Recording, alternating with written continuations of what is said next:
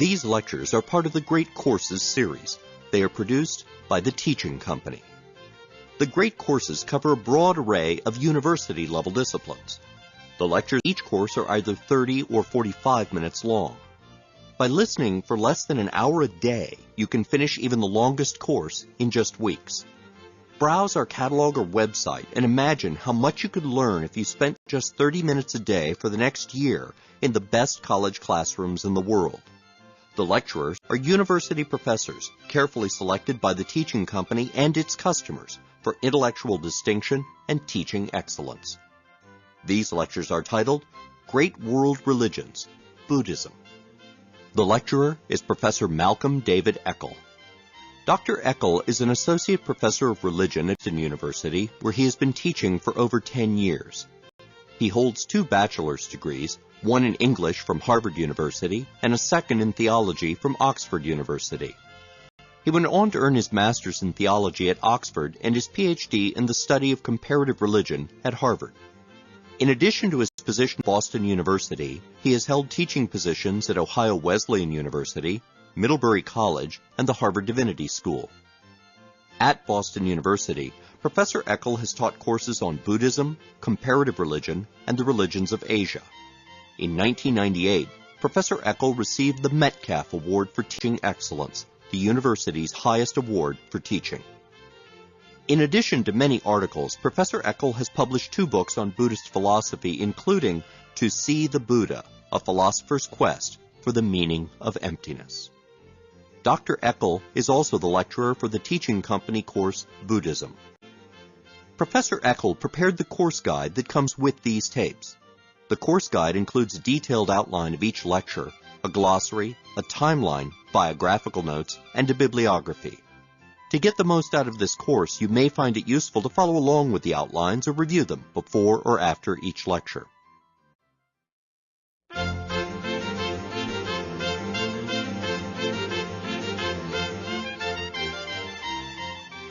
Lecture 1. Buddhism as a World Religion.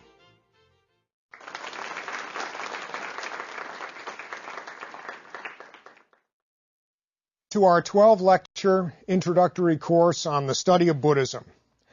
As you may know, we've put this course together so that we can understand, study the Buddhist tradition in the context of a larger comparative course on the great religious traditions of the world, so that we see some of the distinctive things about Buddhist experience in the larger context of the religious experience of human beings more generally. But I should say to you right at the very beginning that the Buddhist tradition is particularly close to my heart. I've spent most of my adult life exploring the twists and turns in Buddhist traditions across the continent of Asia and also in Buddhist communities here in North America. And I find Buddhism endlessly fascinating. And I'm delighted to be able to share some of that fascination with you.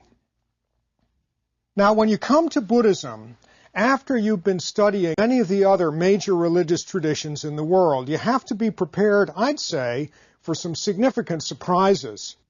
Many aspects of Buddhism will seem familiar to you, I suspect. Buddhists tell a story, like Christians or Muslims, about the founder of their tradition. His name was Siddhartha Gautama. He lived in northern India around 500 years or so before the Common Era, and he was known to his followers as the Buddha, or the Awakened One.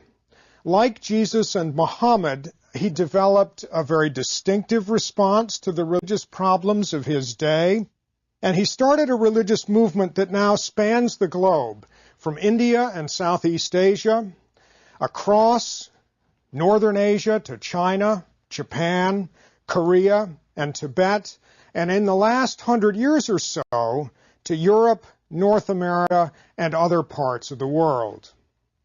Now, you might ask yourselves, right at the very beginning of our course, at the beginning of our discussion together, how the Buddha as a founder of a religious tradition differs from other founders. Jesus and Muhammad brought messages, as if they were people communicating some sort of a message from divine reality that their followers were then meant to heed and respond to. The Buddha, unlike Jesus and Muhammad, serves, shall we say, more as an example. It isn't that he brings a divine message. He gives us an example of behavior that we as human beings are invited to follow in order to achieve a goal that's very similar to the goal that he achieved in his own life. Now, the Buddha also put together a community of followers, like other major founders of other significant religious traditions.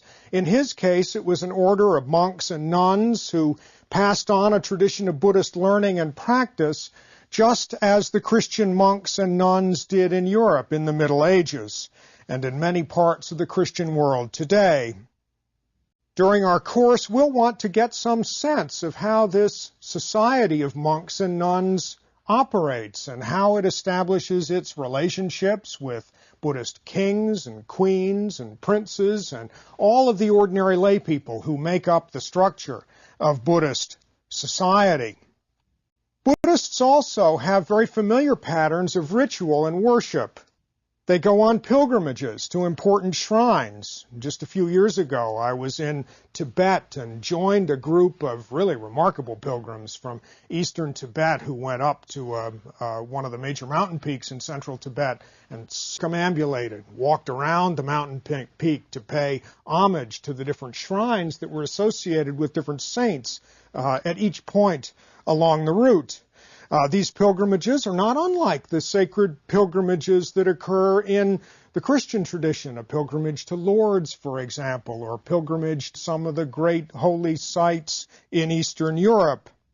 Buddhists also mark the stages of life with rites of passage, like baptism in Christianity or a bar mitzvah in Judaism. So we'll be looking in the course of our study at these patterns of ritual, worship, pilgrimage, rites of passage that make Buddhist life distinctive and pass on the teaching of the Buddha. And we, I think we'd have to say, in our own way, will make a pilgrimage of our own as we move across Asia, studying the different aspects of the Buddhist tradition in different countries of Asia. Buddhists also teach people how to confront and deal with some of the deepest questions of Buddhist life, not unlike people in other religious traditions. They're concerned about issues that confront all of us as human beings. What will happen to me when I die? How can I live my life in a way that will be happy, peaceful, compassionate, and free from suffering? These are questions that concern all of us as human beings. Buddhists have distinctive and in many respects very powerful answers to these questions. Now, all of these are familiar issues that we have encountered in one way or another in other religious traditions. I suspect we've encountered them whether we've studied those religious traditions in a formal sense or not. But some aspects of Buddhism will challenge our assumptions about the nature of religion itself.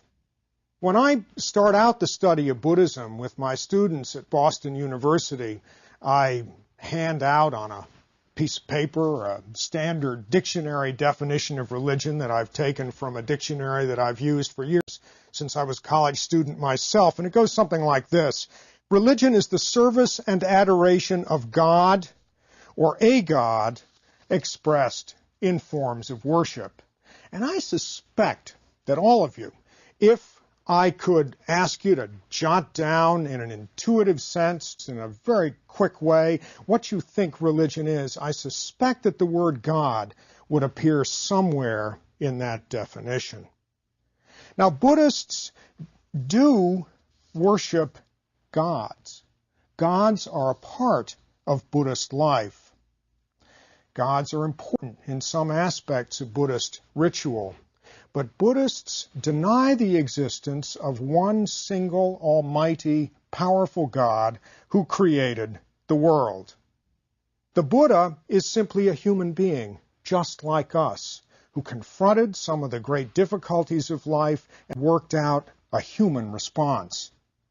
So when we study Buddhism as part of the religious traditions of the world, as one of the major religious traditions in a series like this, we have to confront the possibility that religion can be worked out on the deepest level without concern for a creator, God. That will challenge our understanding of what religion itself is. Buddhists instead ask questions like this: what is ultimate reality? What does it mean for something to be ultimately real? How can I know it? And does it, in the end, love me? That great religious question in a Buddhist form. Another aspect of Buddhism that will be surprising and challenging to us has to do with the nature of the self. Many religious traditions emphasize the importance of an immortal soul.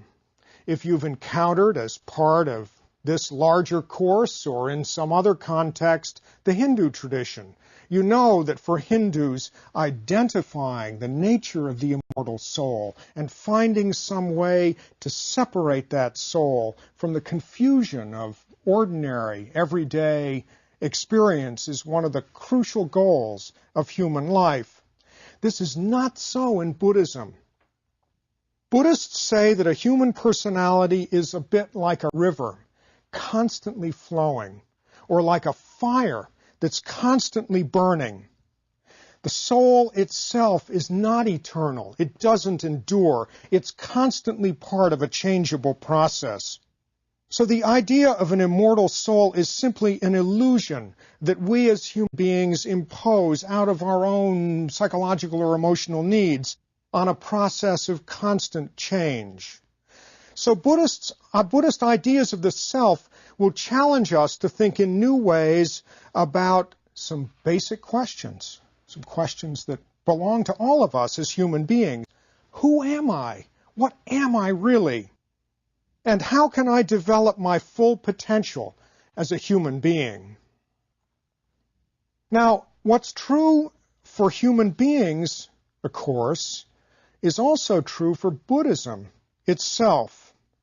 Like everything else in the world, Buddhism is constantly changing. And as we consider in our own study together in this 12-lecture series, as we consider the astonishing varieties of Buddhism that evolved in India and elsewhere in Asia, we'll have to ask ourselves another set of questions. What actually is Buddhism? What do we mean by that word? Are there any values, practices, or religious commitments that remain constant through this extraordinary process of cultural change?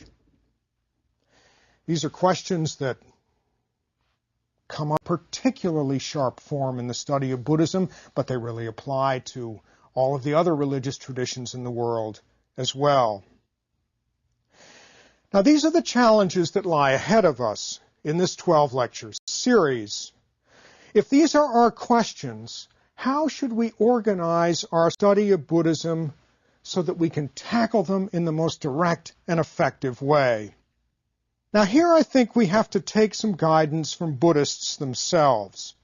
The most basic Buddhist expression of faith, one that's very commonly repeated when Buddhists perform their daily devotions or when a person begins to express a Buddhist identity and loyalty to the Buddhist tradition, is called the triple refuge. I take refuge in the Buddha. I take refuge in the Dharma, which is the Buddha's teaching. And I take refuge in the Sangha, which is the community of the Buddha's disciples. We will take our first step into the world of Buddhism by looking at each one of these three refuges.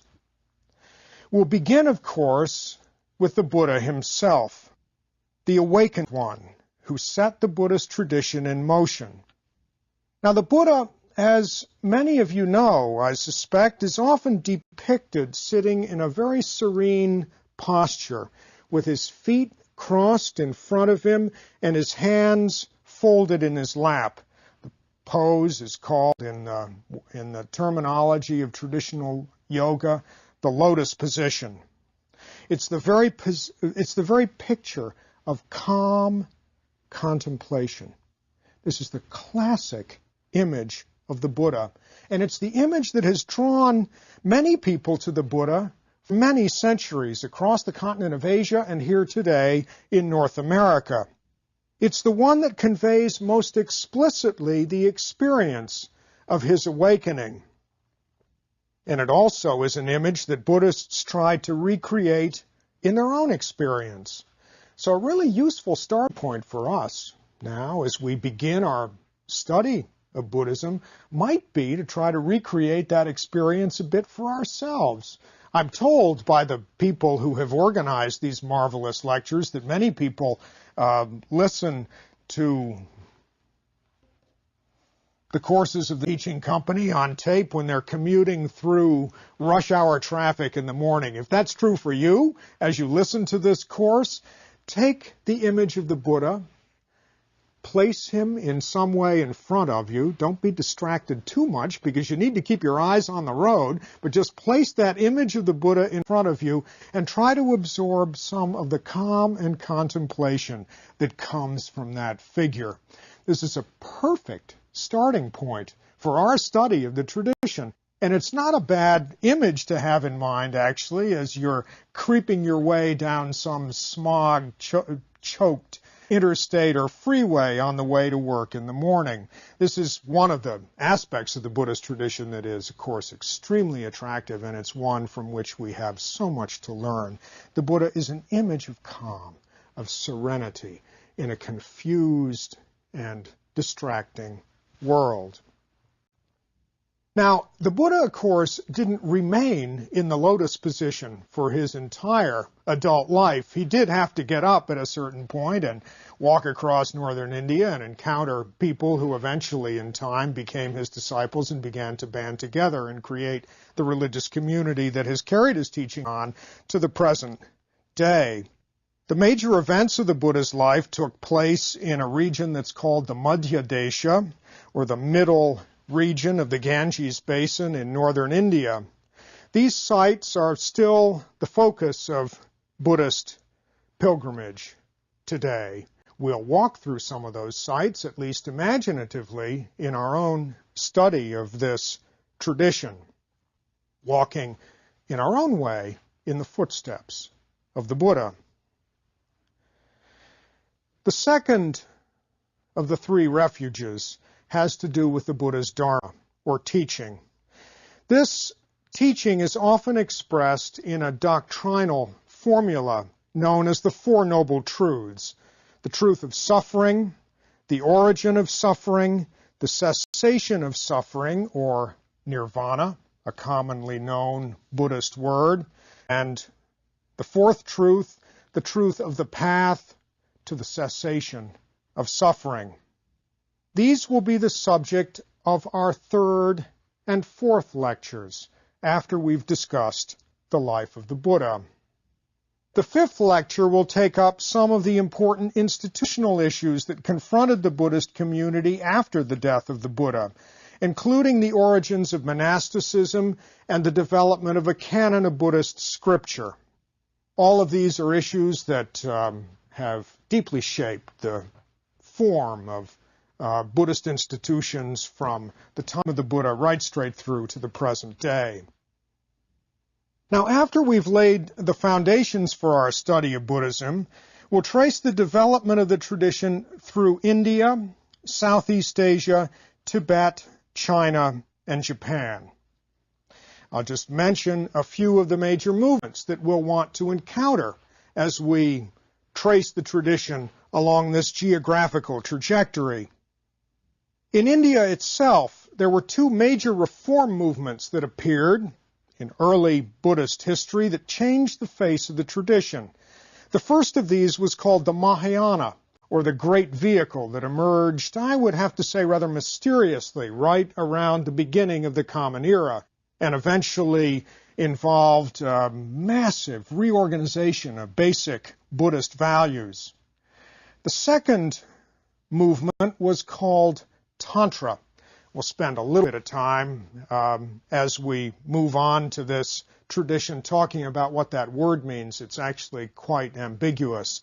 I think it probably makes most sense for us now simply to say that the word Tantra means power, because the Tantric tradition is one that has to do with accumulating power and using it in some way to serve the interests of people in this world.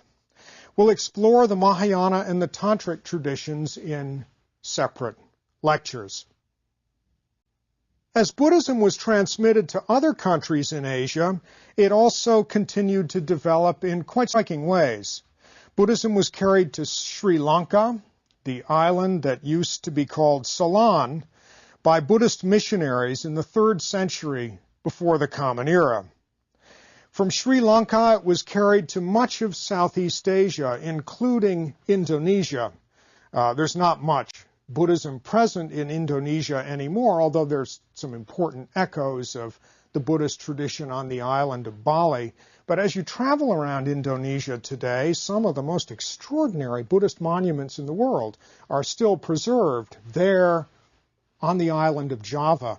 There's a monument known as Borobudur, a great Buddhist shrine that was constructed late in the Mahayana period in the development of the tradition, that I think is probably one of the greatest Buddhist monuments in the world, still preserved there on the central island in Indonesia. So we'll be talking a bit about the development of the tradition in Southeast Asia. It spread from Sri Lanka and its expansion through Burma, through Thailand, and consider, at least briefly, some of the modern examples of Buddhism in those cultures today.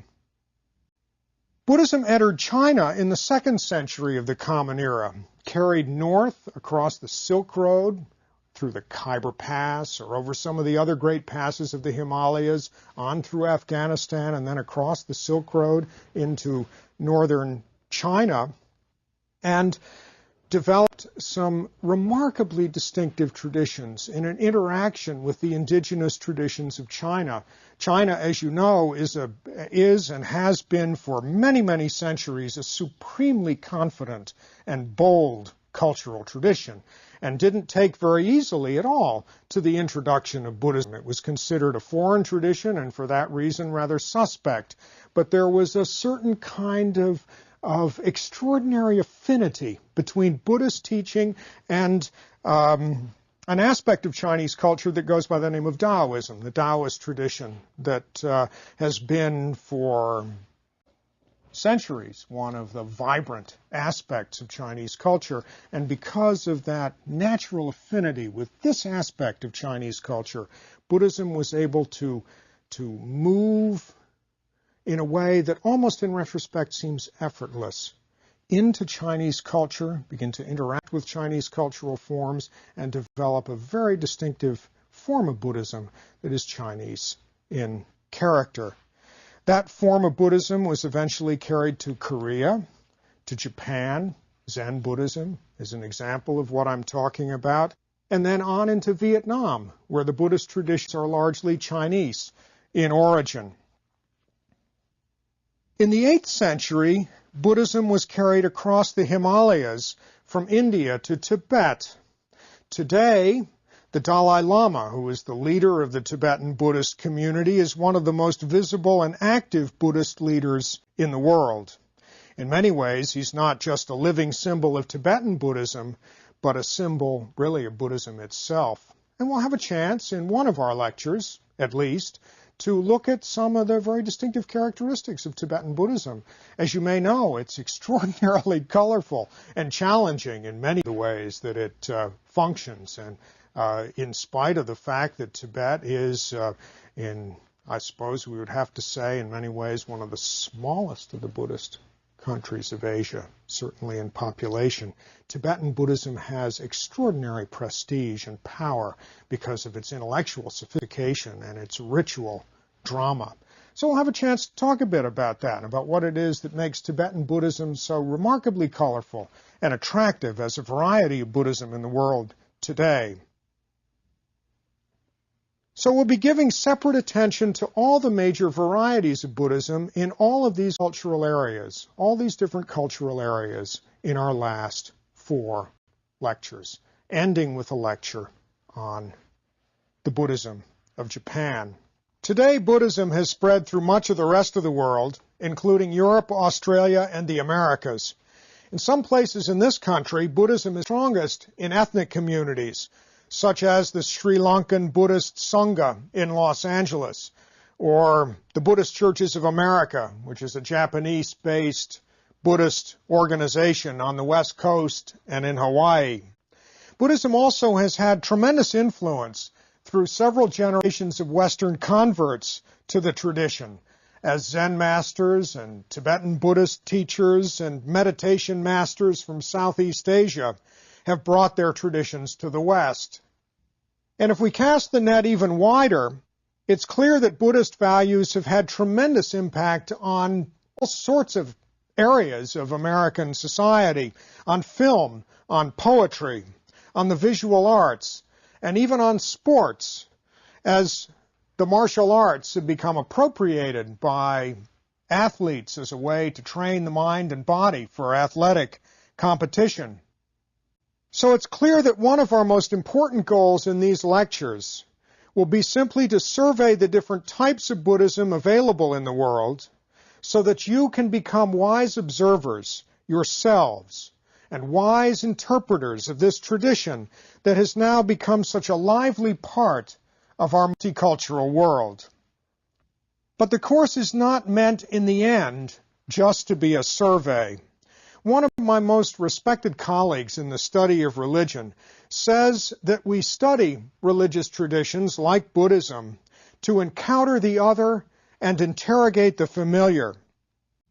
For many of you, Buddhism will be a completely new experience. Even if you've grown up as a Buddhist and are familiar with Buddhist values, a lot of what we discuss will very likely be new even to you, and it will give you new ways of looking at your own tradition.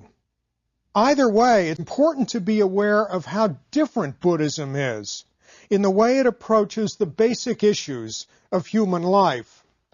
Encountering the otherness of Buddhism is a crucial part of the process of understanding.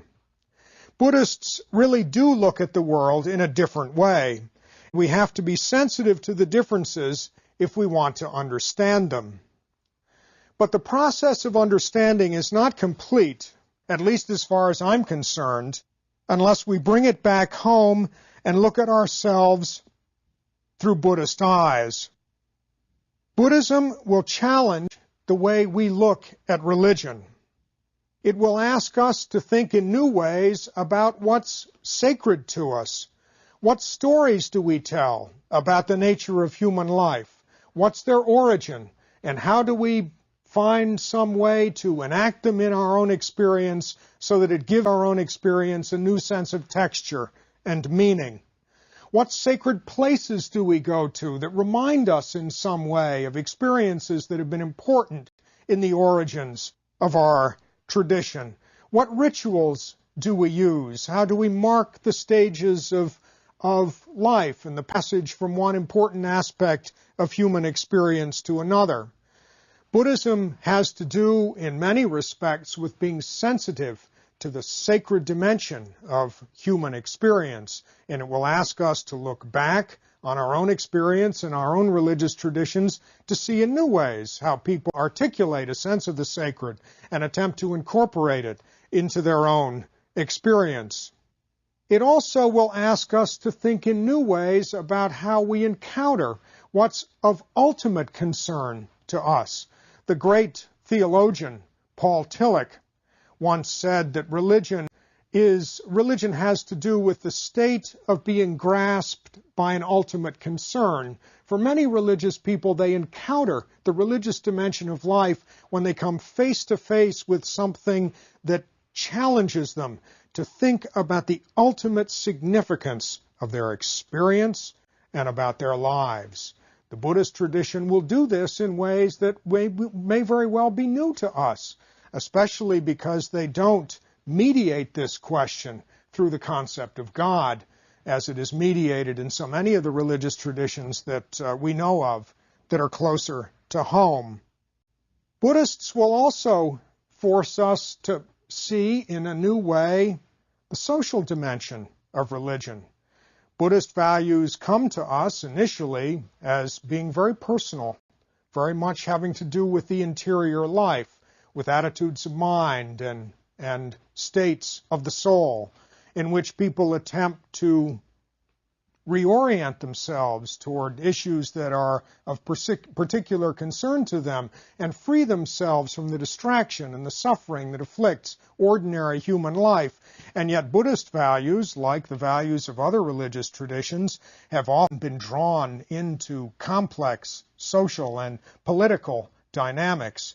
So at a certain point in our course, when we study the developments of Buddhism in Southeast Asia, we'll look very closely at the way the relationship between Buddhist monks and Buddhist kings gave a certain kind of political and social spin to the Buddhist tradition that makes it rather distinctive as one of the religious traditions of Asia. This will force us, will challenge us, again, to look at the political and social significance of many of the religious traditions that we are aware of closer to home. So I hope that Buddhism will press us a little bit to become more aware of the religious dimension of experience as it is familiar in the world around us. Now, it would obviously be a bit presumptuous of me to think at the beginning of this course that I will somehow make you a Buddhist during the course of our lectures. I wouldn't hold out that hope. It seems to me unrealistic and inappropriate in an academic setting like this. But I do hope that these lectures will help you become more wise and more active interpreters of the religious values that are close to home. I hope in this way that the course will deepen and enrich your appreciation of religious experience wherever you encounter it. I'm certainly looking forward to these lectures, and I hope very much that you are too.